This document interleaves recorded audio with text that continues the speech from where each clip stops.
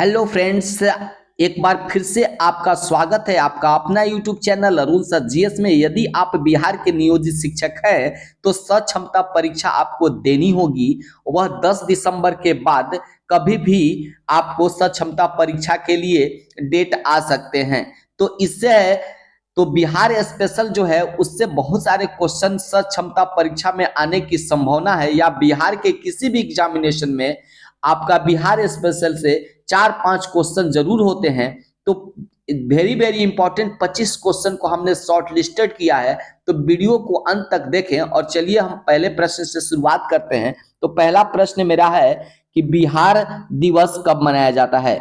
तो फ्रेंड्स यहाँ देखिए, बिहार दिवस मनाया जाता है आपका 22 मार्च को। तो C option is correct answer. तो सी जो है 22 मार्च के दिन बिहार दिवस मनाया जाता है, क्योंकि 22 मार्च को ही यह बंगाल प्रेसिडेंसी से अलग हुआ था।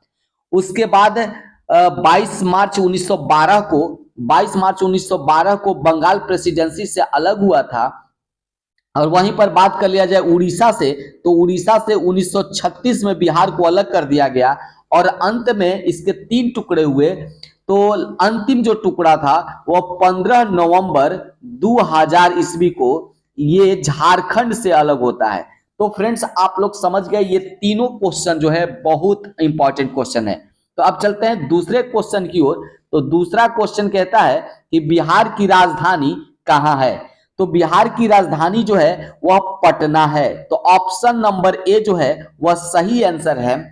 बिहार की राजधानी पटना है। यह आसान क्वेश्चन है, लेकिन आपको सक्षमता परीक्षा में ऐसे ही क्वेश्चन आएंगे। आपको बीपीएससी जैसे क्वेश्चन तैयारी करने की कोई जरूरत नहीं है। आपको बड़े बड़े कोचिंग संस्थान जाने की कोई जरूरत नहीं है। इसलिए आपको छोटे छोटे ही प्रश्न आने वाले हैं बिहार सक्षमता परीक्षा में। तो पटना इसका करेक्ट आंसर होगा। बिहार की राजधानी पटना की बात कर लिया जाए तो सबसे पहले मगध की जो राजधानी थी वह राजगीर हुआ करती थी। राजगीर से इसे पाटलिपुत्र राजधानी को ट्रांसफर किया गया।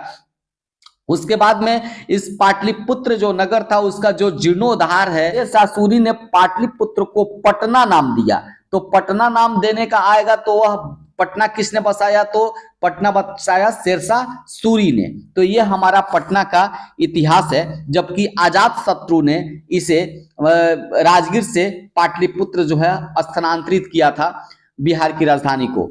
अब क्वेश्चन तीसरा पे बात कर लिया जाए तो 3 क्वेश्चन कहता है कि बिहार का उच्च न्यायालय कहाँ है। तो किसी भी राज्य का उच्च न्यायालय जो होता है वह उसकी राजधानी में होता है। तो यहाँ पर देखिए, बिहार का उच्च न्यायालय यदि कह लिया जाए तो यह जो है पटना है। ऑप्शन नंबर ए जो है वह सही आंसर है। उसके बाद नेक्स्ट क्वेश्चन की ओर चलते हैं। तो अगला क्वेश्चन है कि बिहार की राजकीय भाषा क्या है। तो बिहार की राजकीय भाषा आपको ऑप्शन नंबर ए हिंदी और उर्दू, यानी कि हिंदी पहला हमारा राजकीय भाषा है और जो हमारा सेकेंडरी राजकीय भाषा है वह है हमारा उर्दू। तो इसका करेक्ट आंसर जो है वह ए हो जाएगा। अब नेक्स्ट क्वेश्चन की ओर चलते हैं। तो बिहार का राजकीय वृक्ष क्या है, यानी कि राजकीय वृक्ष की बात कर लिया जाए तो बेल, पीपल, आम, नीम। तो यहाँ पर पीपल जो है उसको हम राजकीय वृक्ष कहते हैं बिहार का। इसी पीपल वृक्ष के नीचे गौतम बुद्ध को ज्ञान की प्राप्ति हुई थी और इसी आधार पर इसे राजकीय वृक्ष घोषित किया गया बिहार के द्वारा। तो अब आगे क्वेश्चन की ओर चलते हैं। क्वेश्चन नंबर 6 कहता है कि बिहार का राजकीय पुष्प क्या है।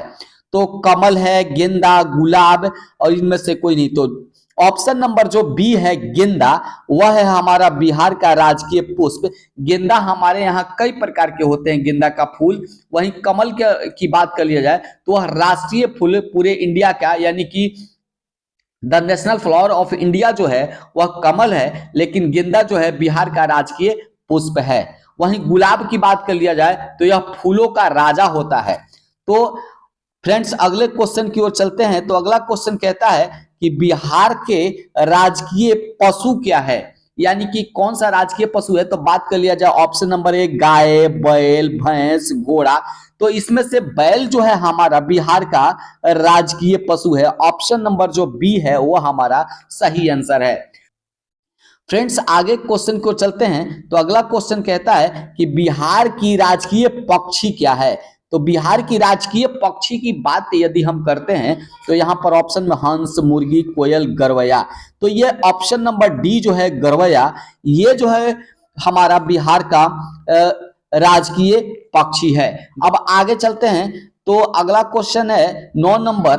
तो 9 नंबर कहता है कि बिहार में परमंडल कितने हैं। तो बिहार में परमंडल की संख्या जो है वह 7, 8, 9, 11। तो ये 9 जो परमंडल है। तो आप यहाँ पर जो बिहार में परमंडल की संख्या की बात कर लिया जाए तो यहाँ पर 9 है। ऑप्शन नंबर सी जो है वह करेक्ट आंसर है। तो सी जो है बिहार में प्रमंडल की संख्या। वहीं पर बात कर लिया जाए बिहार में जिलों की संख्या, अगले क्वेश्चन पर आते हैं। तो बिहार में जिलों की संख्या की बात कर लिया जाए, बिहार में जो जिलों की संख्या है वो फ्रेंड्स 38 से option number D is correct answer. उसके बाद अगला क्वेश्चन चलते हैं। तो अगला क्वेश्चन कहता है कि बिहार में अनुमंडल कितने हैं। अनुमंडल की संख्या जो है वह आपको 101, यानी कि बी जो ऑप्शन है 101 अनुमंडल, ये करेक्ट आंसर है। वहीं पर बात कर लिया जाए ब्लॉक की यानी प्रखंड की, तो 534 ब्लॉक ऑल ओवर बिहार में 534 ब्लॉक है।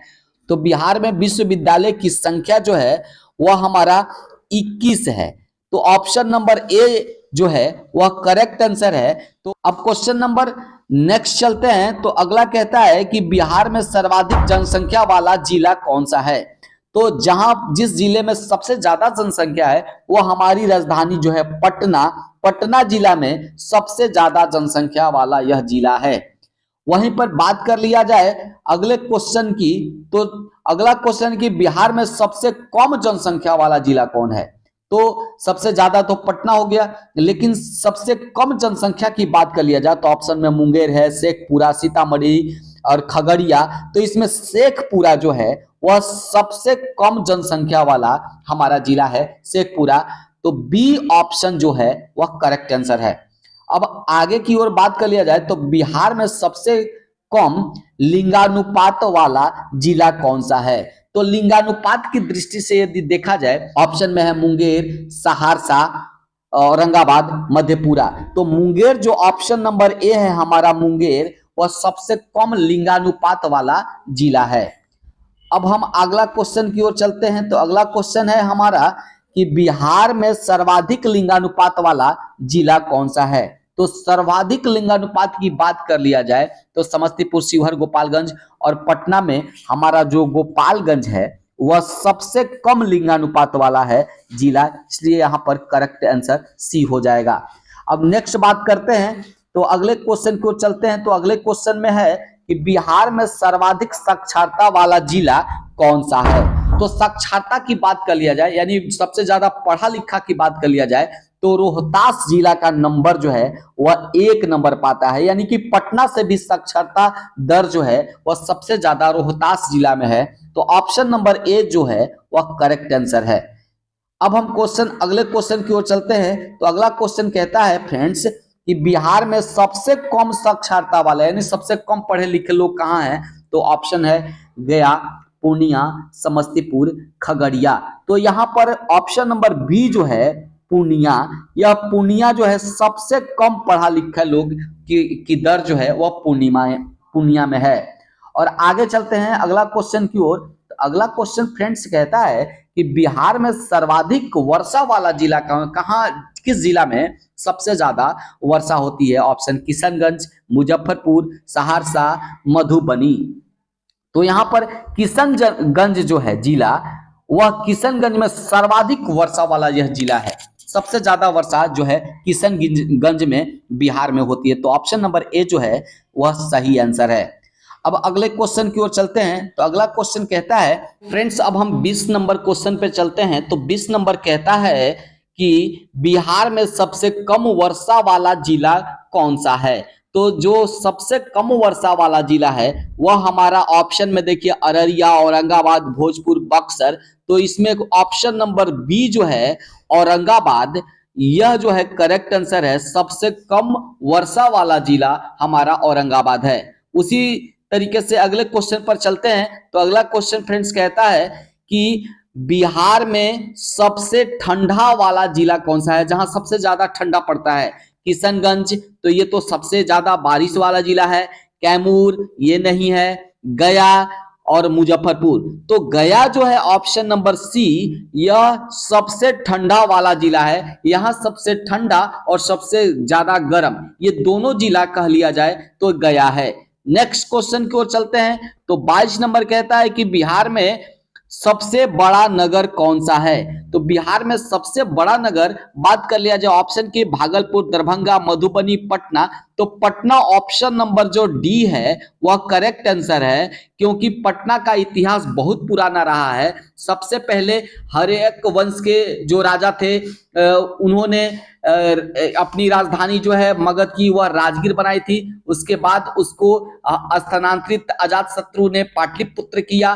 पाटलिपुत्र में जब शेरशाह का शासन आया तो उसने पाटलिपुत्र को पटना शहर का नाम दिया। तो इस प्रकार से पटना जो है सबसे बड़ा नगर है।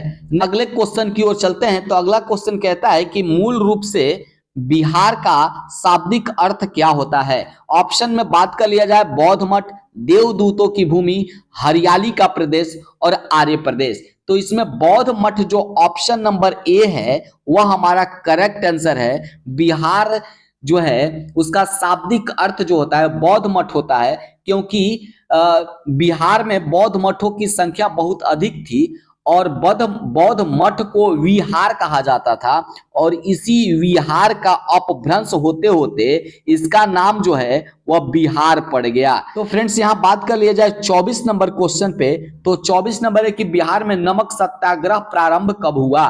तो ऑप्शन में है 15 अप्रैल 1930 ईस्वी। Option number C is correct answer, क्योंकि 1930 ईस्वी में ही गांधी जी ने नमक सत्याग्रह आंदोलन की शुरुआत की थी, और इसकी शुरुआत 12 मार्च 1930 को साबरमती जो आश्रम है वहां से दांडी के लिए प्रस्थान करते हैं पैदल, और वहीं से नमक कानून तोड़ते हैं और वहीं से शुरुआत होती है। लेकिन बिहार में इसका प्रारंभ जो है 15 अप्रैल 1930 ईस्वी मानी जाती है। नेक्स्ट क्वेश्चन की ओर चलते हैं। तो अगला क्वेश्चन और लास्ट क्वेश्चन फ्रेंड्स कहता है कि बिहार का पृथक प्रांत के रूप में गठन की मांग प्रस्तुत की गई थी कब। तो 1896, 1906, 1911, 1936। तो 3 ऑप्शन हमारे पास है। तो सबसे पहली बार जो पृथक प्रांत की जो मांग की गई थी, प्रस्तुति जो की गई थी, वो ऑप्शन नंबर बी 1906 ईस्वी में की गई थी। तो 1906 ईस्वी में की गई थी, जबकि 1912 ईस्वी में जो है इसे बंगाल प्रेसिडेंसी से अलग करके बिहार को एक अलग प्रांत बनाया गया 22 मार्च 1912 को। इसलिए 22 मार्च को बिहार दिवस के रूप में मनाए जाते हैं। उसके बाद 1936 में उड़ीसा से अलग हो गया, और लास्ट में 2000 ईस्वी 15 नवंबर को यह झारखंड से अलग होकर अलग प्रांत बन गया। तो इस प्रकार से आज तक 25 जो टॉप लिस्टेड क्वेश्चन थे बिहार से रिलेटेड, उसको आज हमने पढ़ाया। वीडियो अच्छा लगे तो लाइक करें, और यदि चैनल पर नए हैं तो चैनल को जरूर सब्सक्राइब करें। आज तक बस इतना ही। कल फिर एक नए वीडियो के साथ उपस्थित होंगे। तब तक के लिए जय हिंद, धन्यवाद।